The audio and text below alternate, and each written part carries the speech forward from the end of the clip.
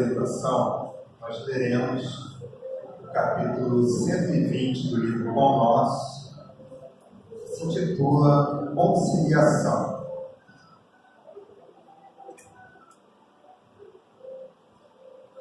Conciliação.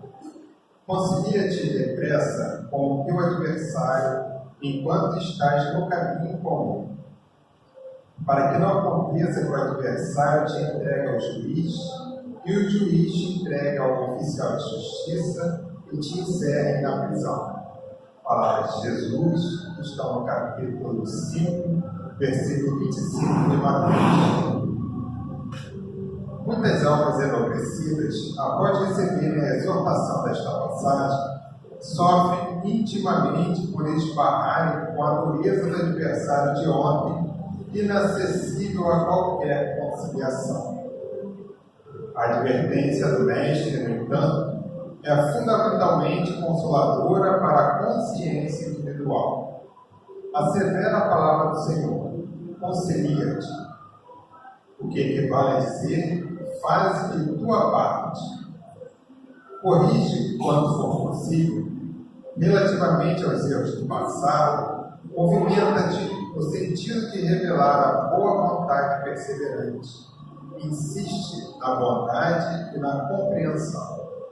Se o adversário é ignorante, medita na época em que também desconhecias as obrigações primordiais e observa se não agiste com piores características. Se é perverso, categoriza-o à conta de doente e dementado em vias de cura. Faze o bem que puderes, enquanto palmilhas os mesmos caminhos. Porque se for um inimigo tão implacável que te busca entregar ao juiz, de qualquer modo, terás então igualmente provas e testemunhos a apresentar. O julgamento legítimo inclui todas as peças, e somente os espíritos francamente impenetráveis ao bem sofrerão o rigor da extrema justiça. Trabalha, pois, quanto seja possível no capítulo da harmonização, mas se o adversário te desdenha os bons desejos, concilia-te com a própria consciência e espera confiante.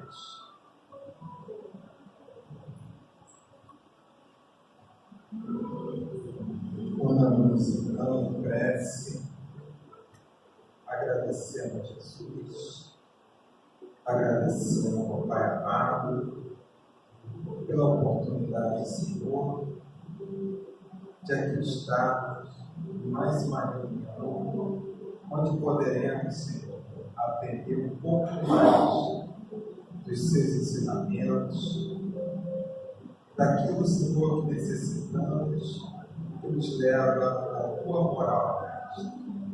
Os ensinamentos da doutrina espírita, tão especiais para o nosso coração.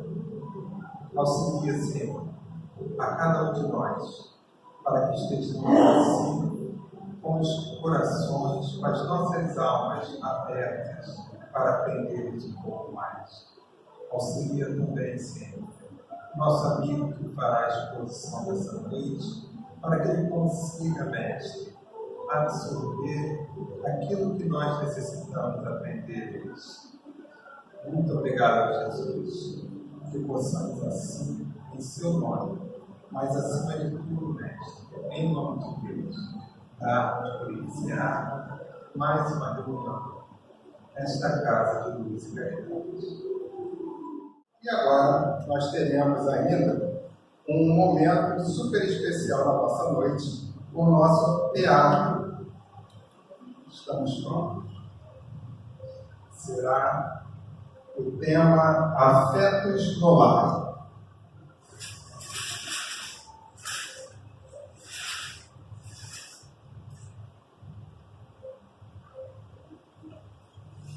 Conseguimos sair mais cedo. Tomara que os ônibus estejam vazios. Quem sabe, de repente, a gente consegue até sentada, né? No meu ônibus, duvido. Amiga, eu ando tão perturbada. O que aconteceu? Sei o que eu devo fazer para manter o afeto da paz do meu lar. Isso é fácil. a comunicação com eles. Falar mais com eles? Isso, tente exercitar usando, assim, um modo de diálogo pautado na paz. Tá, mas e se eles não entenderem? Se eles não entenderem, explique os pontos de vista da melhor forma possível. Tá, mas e se eles se unirem para me criticar? Na frente deles, não deixe passar as imperfeições, não deixe. Porque você tem que usar esse tom assim, ó, um tom de voz calmo, pacífico, entendeu? Eles são tão, sabe, vazios de virtudes. Você faz assim, não pegue o que eles têm de ruim, não. Enalteça as virtudes dele, anime-os. Tá, mas e se todos se juntarem, indignados ou exaltados comigo? Minha amiga, você primeiro deu o exemplo. Guarde o silêncio e seja aquele a trazer paz e afeto no seu lar. Acho que é uma boa ideia. Muito obrigada, amiga. Isso aí, ó, meu ônibus. Caramba, corre! Esse pega aí. Ele parou lá. Tchau, amiga, tchau. Tchau, cuidado. Eu acho que eu vou fazer o que ela me falou.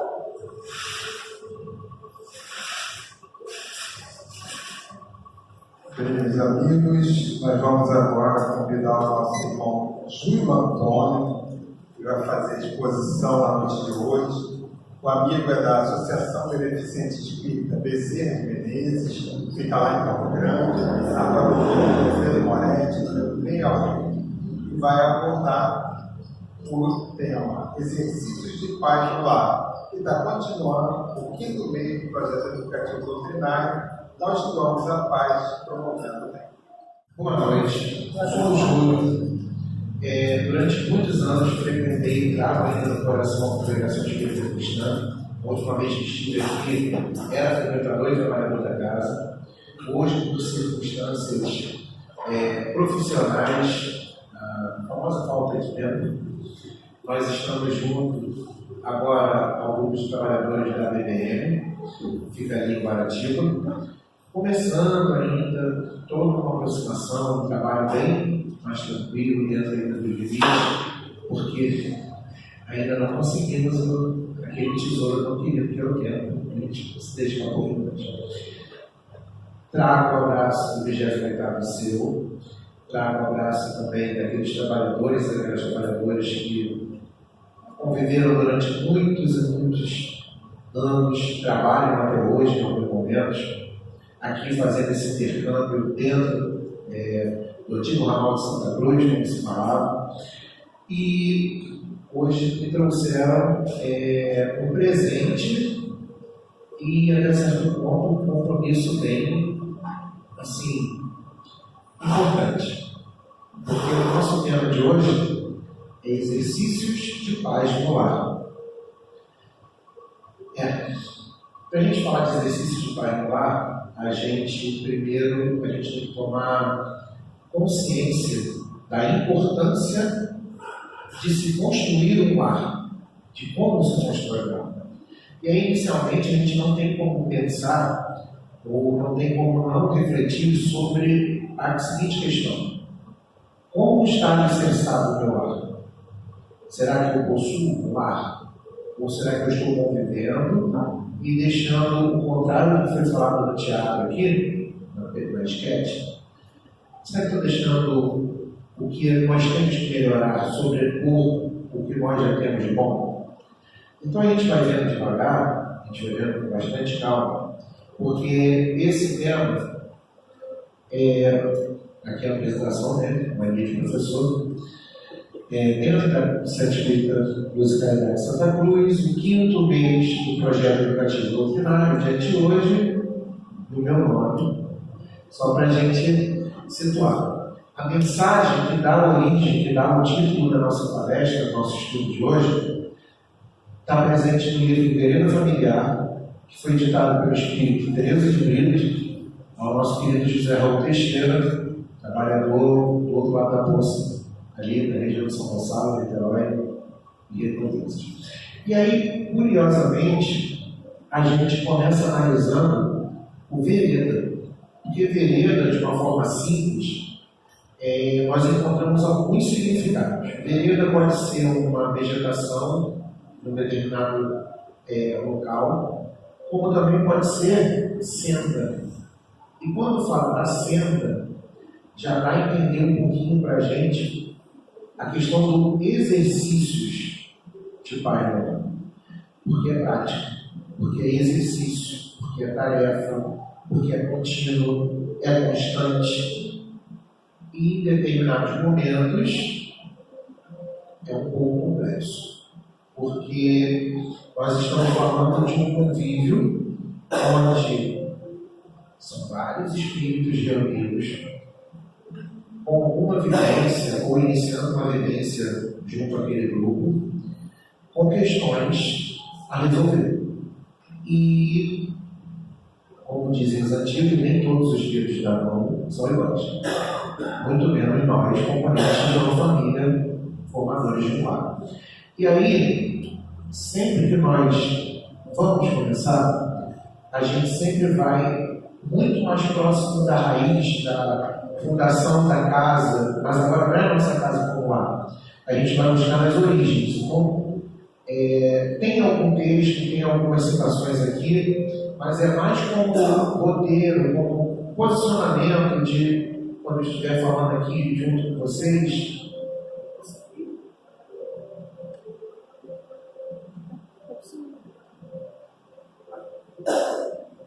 Voltando. E o que acontece? Nós vamos começar com uma campanha que já tem algum tempo.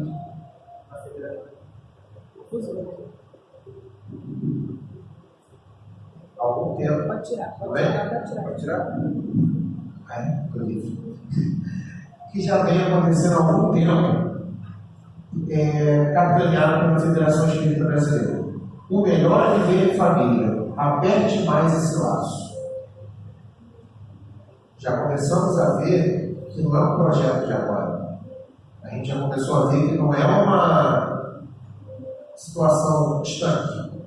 Faz parte de uma situação de fortalecimento das bases, de fortalecimento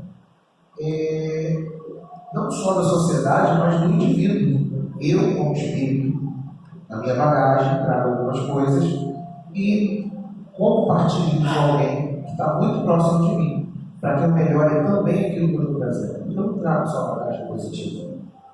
Eu estou juro, mas eu posso ter sido inúmeros, digamos assim, adversários daqueles que estão ao meu lado. Então, quando a gente vai vendo, a Federação Espírita Brasileira, ela se debruça ao ponto de montar uma campanha, e a medida dessa campanha, essa imagem é a capa atual, pelo menos a mais atual que eu consegui, de um livreto que a Federação distribui, e quando a gente não consegue tê-lo fisicamente, no site da Federação Espírita Brasileira tem ele para download. O que consiste esse livreto?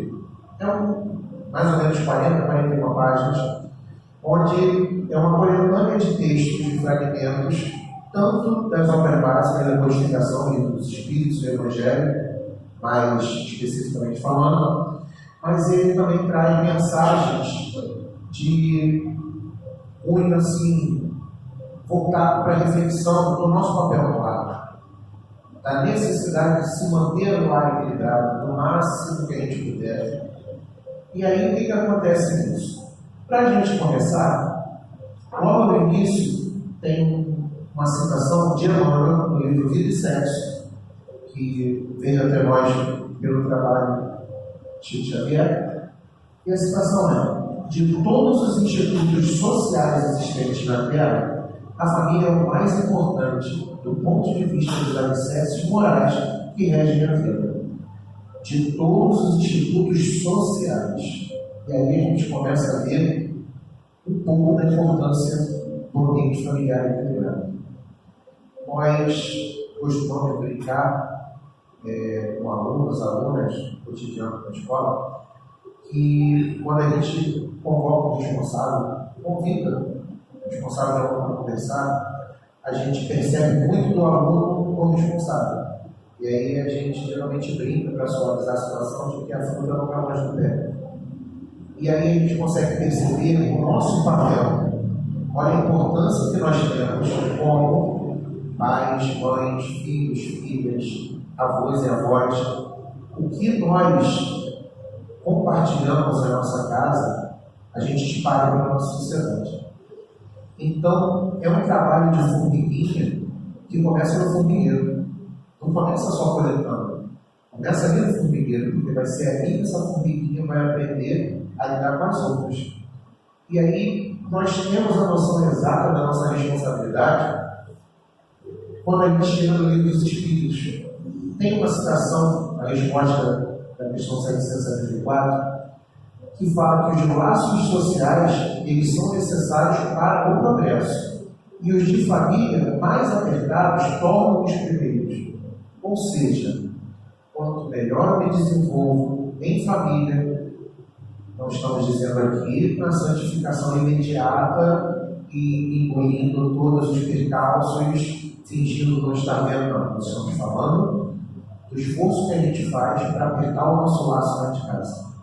De uma forma fraterna, de uma forma cristã, de uma forma espírita, porque, como nós costumamos falar, a vida não é uma cômoda com várias gavetas. Onde eu vou ao centro espírita hoje, eu pego uma determinada gaveta o Júlio e visto. E aí, quando eu retorno para casa, eu boto o Júlio do centro espírita na gaveta e pego o Júlio de dentro de casa. Não. A gente tem uma constância porque é tudo um pacote só. A gente traz o que nós temos. Nós levamos para casa o que nós aprendemos. E isso só vai frutificar muito tempo depois.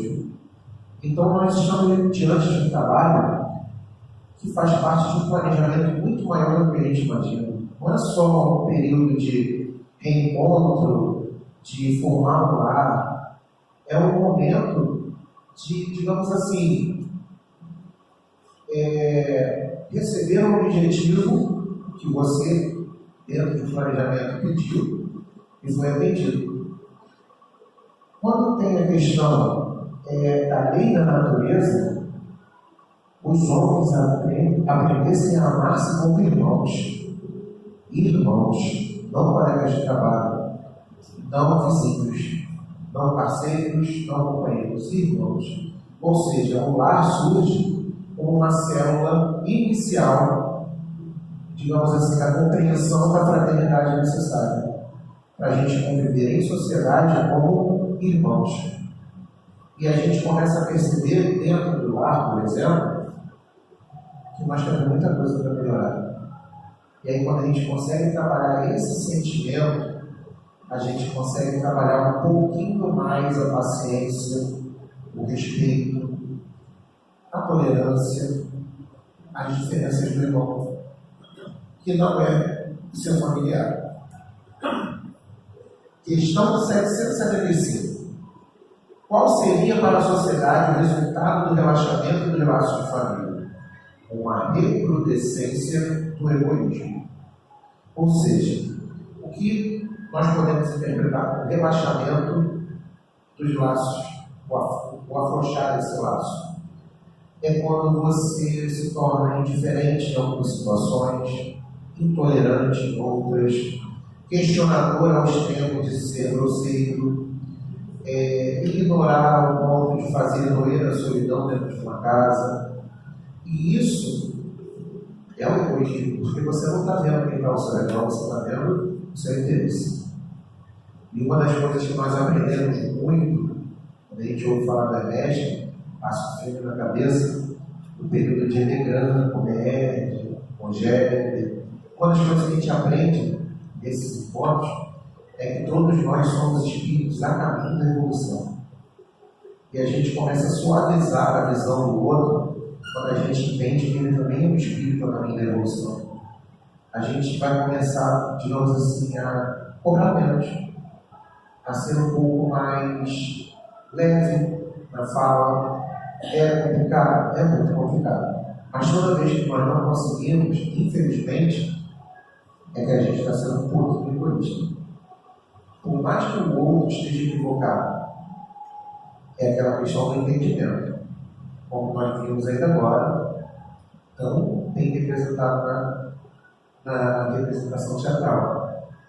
Alguém não é ceder, mas alguém tem que entender que se continuar do jeito que está, a tendência pode piorar. Porque ninguém vai querer estar errado. Na verdade, no caso de conflito, ambos estão equivocados. Então a gente vai seguindo, dentro da proposta, aqui nós pegamos, fizemos umas adaptações aqui na apresentação, são fragmentos do capítulo 14 do Evangelho segundo o Espiritismo. E aí, dentro desses fragmentos, a gente tem meio que um colar de pérolas preciosas. De pedras, de uma forma geral. Vamos usar pérolas nesse momento não. Porque a gente prefere a pedra que ainda tem que ser muito lapidada, ainda é uma coisa muito bruta, é uma coisa nova para muitos. Honrai a vosso pai e a vossa mãe, a fim de viver de longo tempo na terra que o Senhor nosso Deus nos dará. Esse ensinamento está desde a Bíblia, está desde o Novo, o Velho Testamento, sempre vai passando de uma forma ou de outra, como te falaram, e até hoje a gente ainda precisa refletir sobre isso. Quando nós falamos que a fruta nunca cai longe do pé, a gente precisa cuidar do pé quando ele não dá fruta mais também. Então nós temos que ter essa consciência. O honrar aqui não é só eu dar um presente caro, ou dar uma mensagem no aniversário.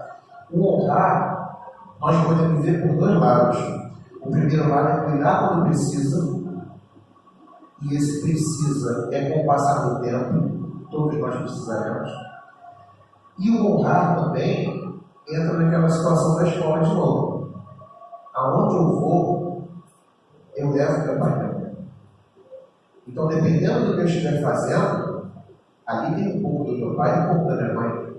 Se eu me equivoquei, esse equívoco, fatalmente, no grupo onde eu me equivoquei, vai respingar no meu pai e na minha mãe. Porque a primeira coisa, principalmente com criança, que um vizinho, um parente fala é o quê? Olha que menino mal educado. É uma frase simples, mas já explicou. Quem educou esse menino? Então esse é honrar também, é você dar uma reflexão, fazer uma reflexão, dar uma refletida antes de agir, respirar, não ser tão reativo, impulsivo. Jesus ainda fala num outro momento, quem é minha mãe e quem são meus irmãos? Todo aquele que faz a vontade de Deus, esse é meu irmão, minha irmã e minha mãe. Aqui já começa a mudar um pouquinho o foco.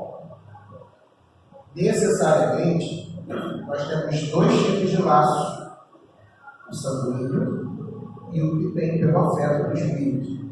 Jesus ali, por um momento, em alguns momentos de estudo nosso, ali nos quis dizer o quê? Que não adianta ser só um consanguíneo se eu não sou respeitado.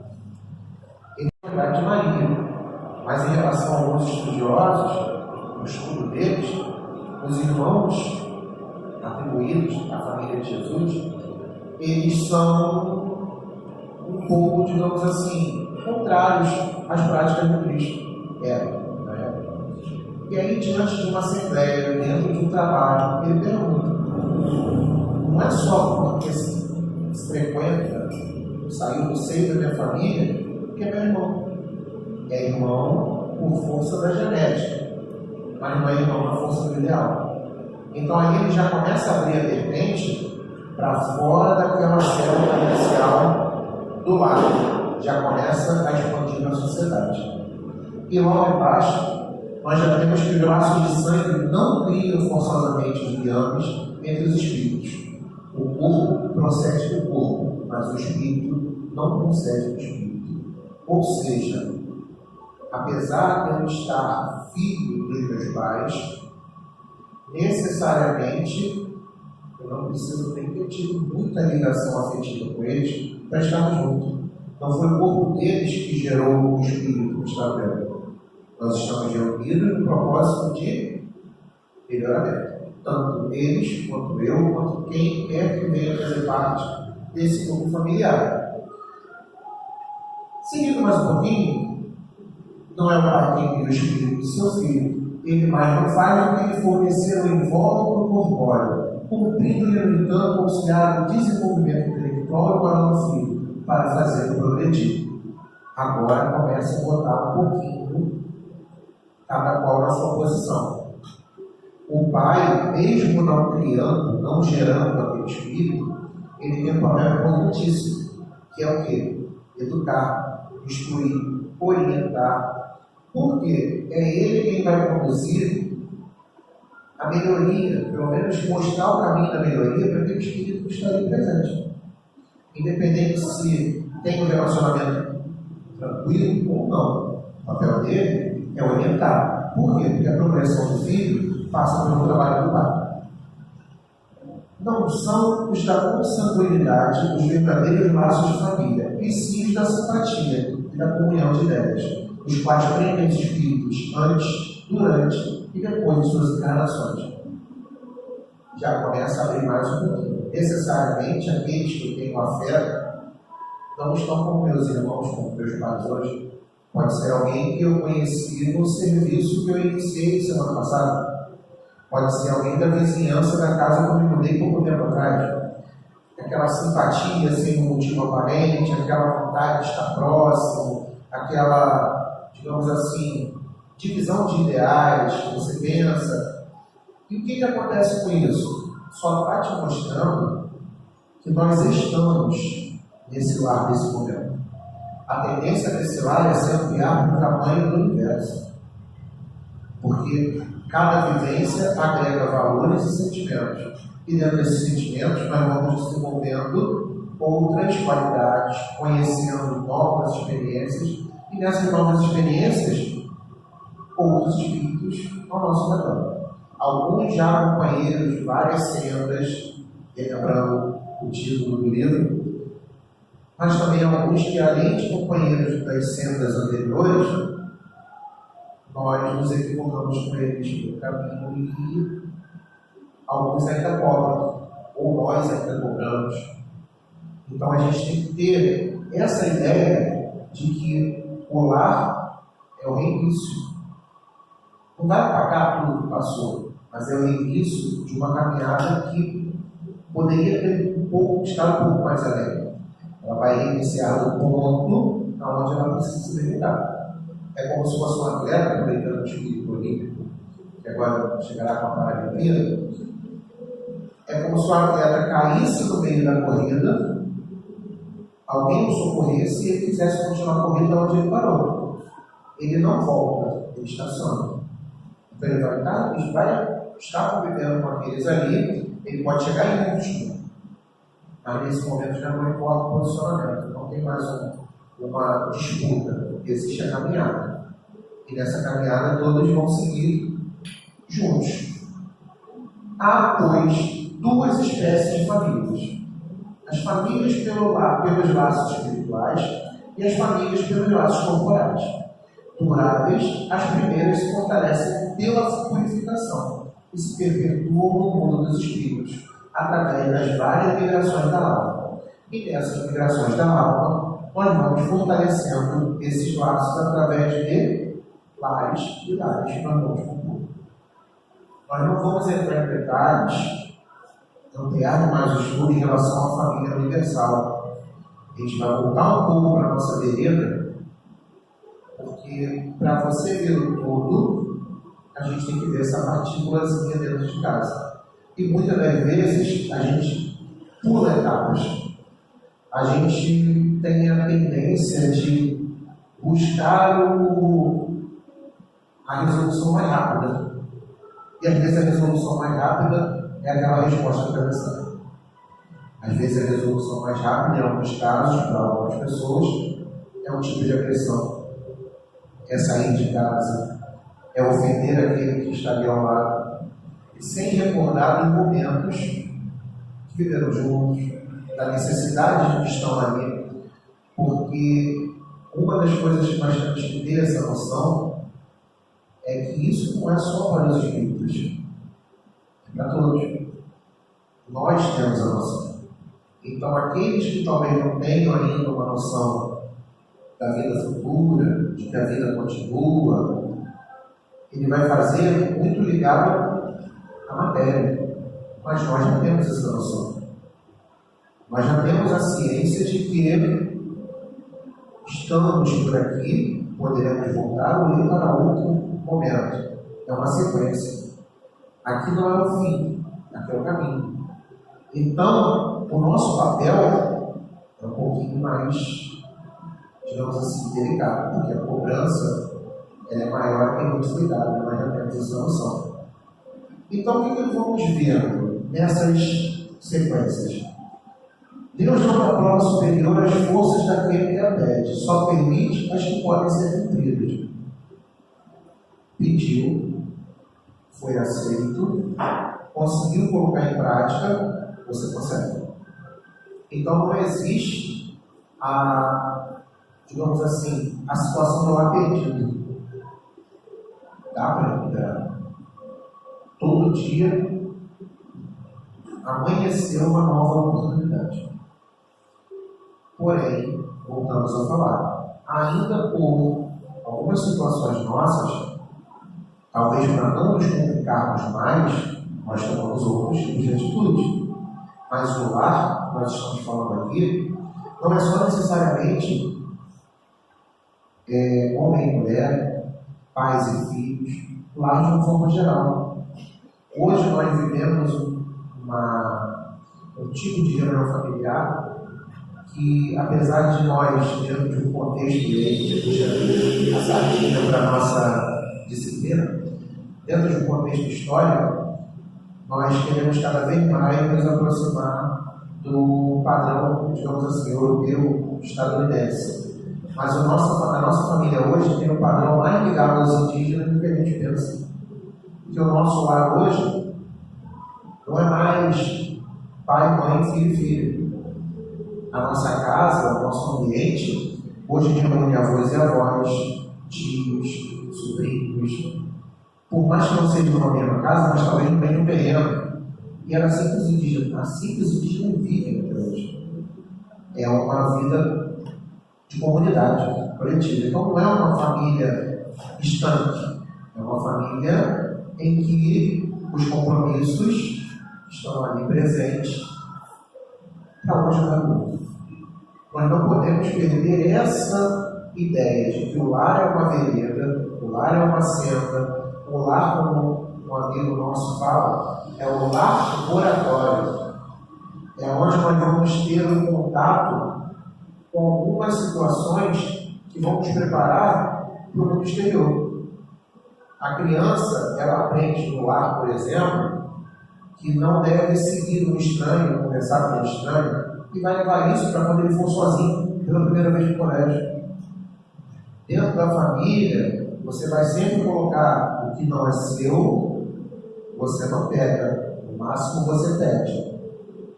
E isso ele vai levando. São poucas coisas, mas que no final fazem toda a diferença. Então, quando nós vamos seguindo o lar, sendo o lar oratório, uma outra amiga nossa também usava uma outra figura, o lar é o cadinho de amor.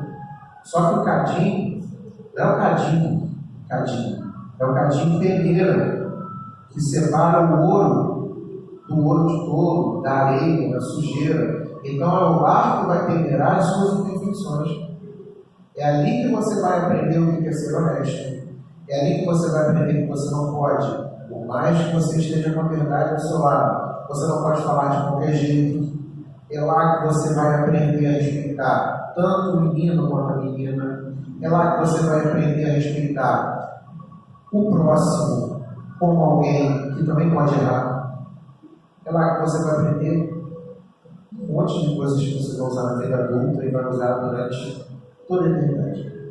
Então a gente vai vendo que nessa construção, nessa seara, quase que eu acertei a mensagem da leitura, a luta em família é um problema fundamental da redenção do homem na Terra.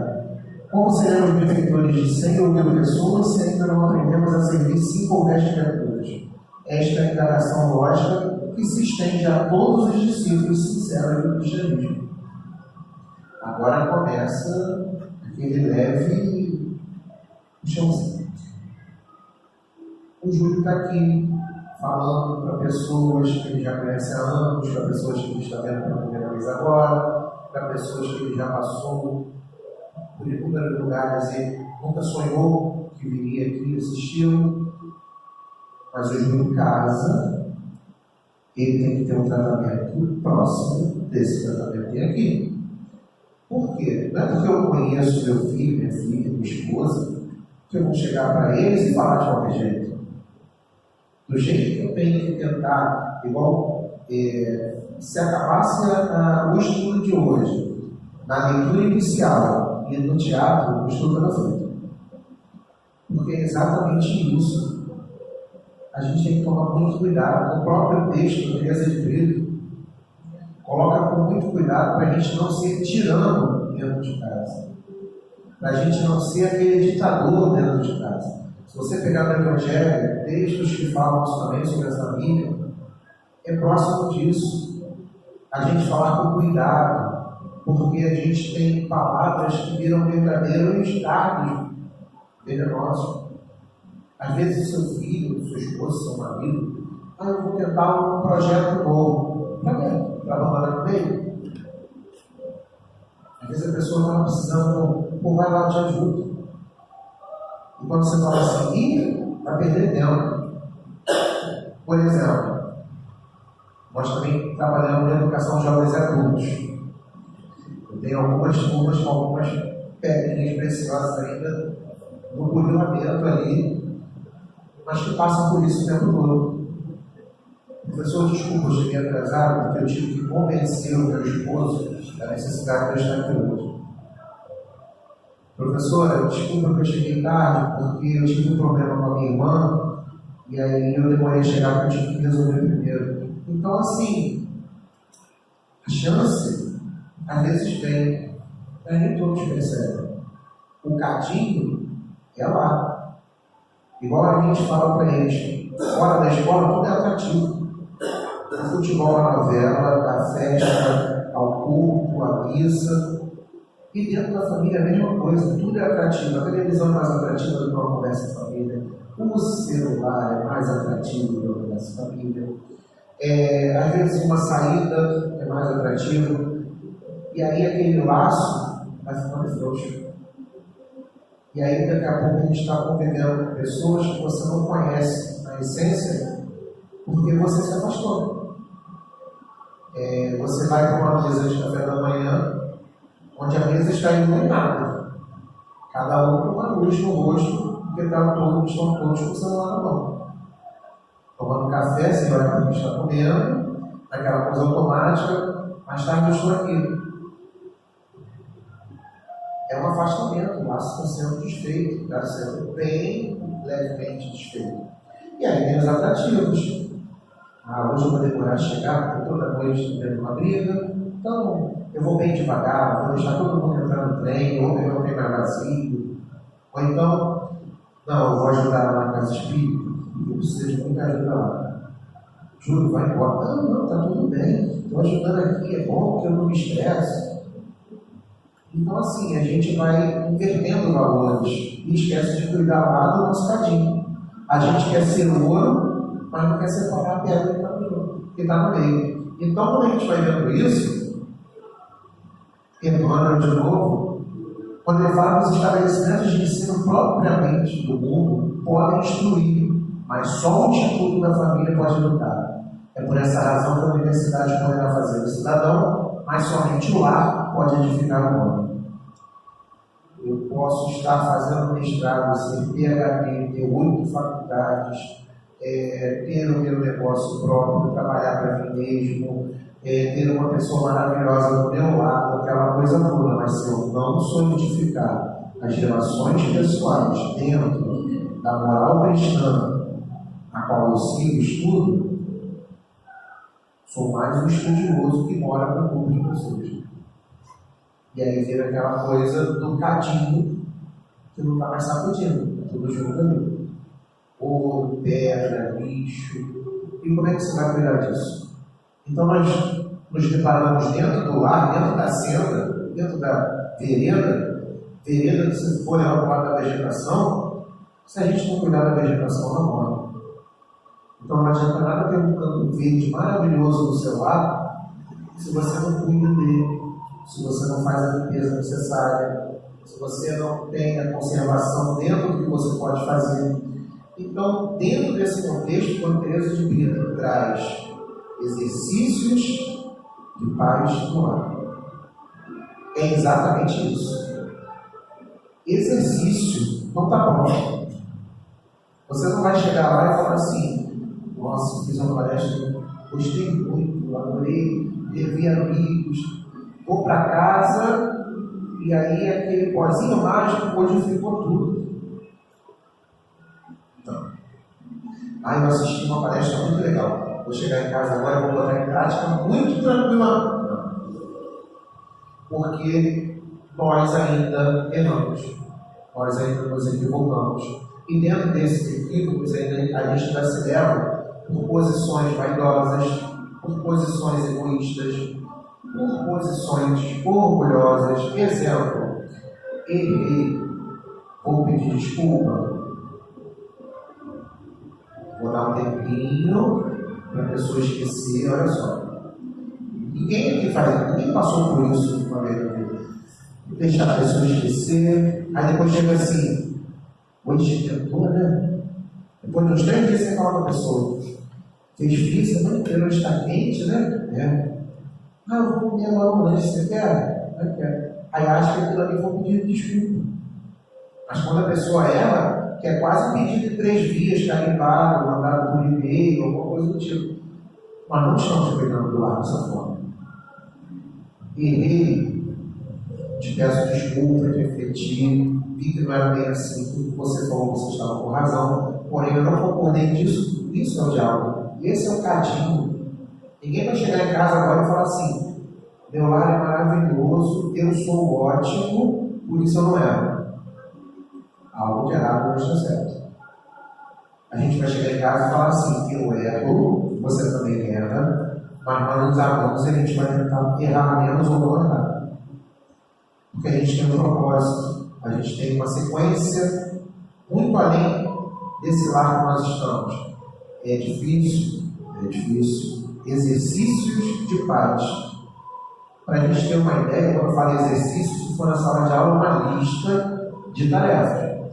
Se for na academia, é a sério. E assim vai. Nada de graça. Tipo, chego eu corpo, vou para a academia. São esses exercícios. Eu mentalizo eles e emagreço. Não. Realizei eles no primeiro dia e emagreci. Não. Então, uma sequência. Então, exercício de paz no lar. Senhor, me dá paciência. Na nossa cabeça vai chegar um entregador com um pacote escrito assim: paciência. Senhor, me dá perseverança. Aí vai vir outro entregador e vai trazer um pacote: perseverança. Não. Senhor, me dá paciência. Vai ser aquele dia que o seu filho vai tirar especialmente para te questionar um monte de coisa. Ali você vai trabalhar a paciência. Jesus, quando fala que o Pai trabalha até hoje, eu trabalho também, não é só edificando nas ações. Como que eu vou falar para ele que tem que perseverar se quando eu preciso ter paz no lar, eu acho que vai chegar um entregador com um pacote de paz? Então aquele exercício ali é diário e coletivo. Não adianta fazer o meu exercício no meu quarto. Hoje eu não vou brigar, vou me trancar antes da janta. Se for disponibilizar aquele momento de briga, a pessoa já falou sozinha, vai lá no meu quarto. Por que você vai ir? Não resolveu nada. Então, assim, nós temos uma situação que vai fazer com que isso melhore bastante. Não vou ler isso aqui carinhosamente, mas no livro SOS Família, Joana de Ângeles, através de Paulo Pereira Franco, ela traz uma solução para nós que é espetacular. O culto do Evangelho. Então, diante dessa cena, diante dessa luta, desses exercícios, uma noite, um dia, uma tarde da sua semana, você vai dedicar alguns momentos para uma leitura do Evangelho, de uma página de preparação, com uma garrafa d'água, não só aqui no texto, mas diversos compêndios falam de como se fazer o culto no lar. Basicamente, o que é o culto no lar? É, como ela diz aqui, é você abrir a porta do seu lar para Jesus. Então, aquela senda de trabalho, de exercícios, em algum momento você dá uma pausa e abre o seu lar para Jesus. E aí, nesse momento, você vai falar de Jesus. Ele chega até o seu lar. Ele traz como exemplificações de bem viver, através de uma moral, a boa nova, que ele trouxe não por palavras, mas por gestos, por atitudes. Então, dentro dessa seara toda, dentro dessa situação toda, um momento de um dia, pelo menos, a cada semana, nós podemos e deveríamos dedicar a uma leitura de uma página, seja uma página de um livro de mensagens, uma prece. Depois disso, a leitura do Evangelho. Você pega o Evangelho multiplicativo, tanto sequenciado ou aleatoriamente. Antigamente se falava que era ao acaso. E aí, na mocidade que nós trabalhávamos, a gente falava que o acaso era algum irmãozinho que apontava com a mensagem que você precisava. Porque não existe o acaso na doutrina espírita. Então, você pega a leitura daquela página, comenta entre os que estão ali. Se você quiser prosseguir citando uma outra página, fazer uma página de encerramento, a garrafa d'água para frutificação, para beber durante a semana, durante aquele período. E aqui não está, porque eu contei a parte mais explicável. Se você faz o culto no lar, na sua casa, o seu quarteirão recebe as benesses. Se você faz o culto no lar, no seu apartamento, no seu condomínio, no seu prédio, recebe um pouco daquela luz que você está levando para o seu lar. E aí a gente começa a ver, por exemplo, que a própria Joana é a mesma frase que tem aqui. Jesus no lar é vida para o lar. Então, quando a gente para fazer o culto no lar, são alguns momentos sem a televisão, sem o celular, sem a conversa vazia, aquela coisa que às vezes é uma brincadeira de mau gosto. Você vai se reunir com aqueles que estão ao seu redor e falar de Jesus. E aí, dentro dessa fala sobre Jesus, a gente começa a modificar a vereda familiar. Aí os exercícios de pais no lar, eles vão ficar muito mais... não vão ficar mais fáceis, mas eles vão ficar mais simples. Porque você vai entender metade do esforço que você fazia, não se faz mais necessário. Porque agora você tem o Evangelho ao seu lado. Você tem Jesus do seu lado. E ele do seu lado é vida para o lado.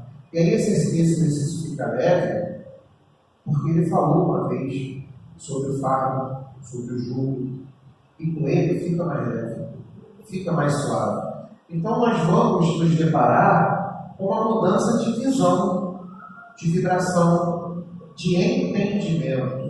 Ninguém está falando aqui que para fazer isso aqui, a gente tem que ter tantos anos na doutrina, tantos meses de trabalho, uma colaboração com quaisquer outras instituições. Qualquer um pode fazer. Em relação a esse momento, o ideal é que nada desvirtue esse momento. Exemplo, você está nesse momento em família, falando sobre Jesus. Chega uma visita na sua casa, um momento antes ou durante. Essa visita é uma convidada do seu culto. Caso contrário, ela vai falar um minutinho, para você concluir, você dá atenção a ela. Você tem um evento importantíssimo. Traz um pouquinho, remarca, porque o seu culto no lar é um compromisso com o seu lar. É o momento de você parar a agitação que tem lá fora, que a gente carrega para lá e para cá o tempo todo, para falar de Jesus. Porque nós temos hoje uma situação que, por exemplo, quando o lar se converte em santuário, o crime se recorre ao museu, ou seja, uma coisa que não faz parte mais da sua vida. Já fez, você hoje consegue ver de outra forma e hoje não faz mais. Então, quando a família ora, Jesus se demora em casa. Aqueles momentos que o café da manhã é iluminado pela luz da velhinha, já começa a não ter a velhinha. Então é um café da manhã mais sadio. Ou então aquela família que corre muito, e aí fica pouco tempo junto durante a semana. O tempo passa a ser de qualidade. É menos reclamação e mais aproveitamento. Então, por exemplo, quando o Joana de Ângeles fala aqui, não aguardes que o mundo te leve à certeza do bem invariável. Distende da tua casa cristã a luz do Evangelho para o mundo atormentado. Não adianta nós cobrarmos do planeta o equilíbrio. Mahatma Gandhi tinha uma frase em que ele dizia que a transformação que eu quero no mundo começa em mim. Então não adianta eu querer que o planeta se modifique se eu não conseguir perceber o que eu tenho de melhorar. E aqui entra aquela situação, que aí já vai um pouco mais para o indivíduo, que não é melhorar tudo. É tentar melhorar alguma coisa que você tem que melhorar. O verdadeiro espírito não é aquele que melhora tudo. É aquele que vence as mais inclinações. É aquele que se propõe a se modificar. Porque nós poderíamos muito bem falar assim: nossa, isso é muito bonito, mas eu vou continuar assim. O verdadeiro espírita, ele se predispõe à modificação. Ele se coloca como um fator de mudança. E aí nós vamos trazer Jesus para o nosso lado, por quê? Porque quando você se modifica, o seu exemplo arrasta. Não as palavras. Então, estou dentro do alfabeto dele. Então, assim, construamos a paz promovendo o bem. Construamos a paz promovendo o bem aonde? No centro de Santa Cruz, no calçadão de Campo Grande, na central do Brasil? Não, dentro de nós. E aí vai abrindo. Primeiro no nosso lar, depois no nosso círculo mais próximo e depois por onde quer que a gente passe. Uma coisa que é muito latente toda vez que nós vamos falar de mudanças de aproveitamento, não é a corrida, é o chegar. Então, tem uma ideia que é muito esclarecedora, que é quando Jesus fala que das ovelhas que o Pai confiou a ele, nenhuma se perderá. Em momento nenhum ele falou, nenhuma se perderá hoje, amanhã vai se perder. Não, nenhuma se perderá. Ele não deu tempo, ele não deu prazo. E ao mesmo tempo, ele consolou. Porque ele colocou que todo esse exercício no ar, para trazer a paz para ele, pode ser suave, assim como o jugo dele. E pode ser leve, assim como o fardo que ele indica para nós carregar. Então, que nós tenhamos um retorno para nossos lares de tranquilidade, de segurança, em paz, que a gente possa levar a certeza de que, assim como tem a música do Grupo que Atua, é uma frase da Heloísa Helena, é na escuridão da noite que amanhece o dia, que se inicia o dia. Assim como o Emmanuel falou no livro A Caminho da Luz, quanto mais parecer que está perdido, não está acabando, é o contrário, está se iniciando o caminho da luz. Então, que nós possamos ter a certeza de que nenhum de nós está perdido. Que Jesus nos abençoe, que Jesus nos oriente, e que Jesus apacente a todos nós, ovelhas dele.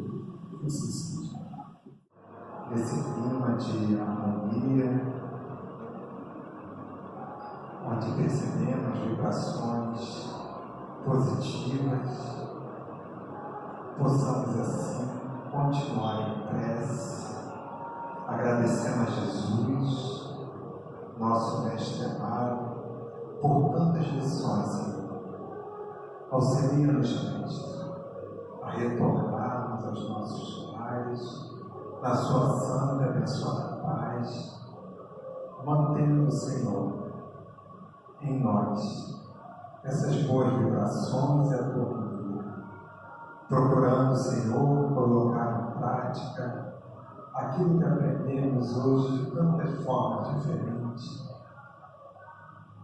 exercitando, Senhor, os seus ensinamentos, exercitando, Senhor, principalmente os nossos próximos, mais próximos, aqueles que nós escolhemos, Mestre, para conviver conosco nessa caminhada em família. Obrigado, Jesus. Obrigado por tudo aquilo que nós temos recebido. Que possamos assim, Senhor, com a certeza da Tua presença entre nós, retornarmos então aos nossos lares, na Sua santa e abençoada paz. Muito obrigado. Graças a Deus. Uma boa noite a todos. Bom retorno.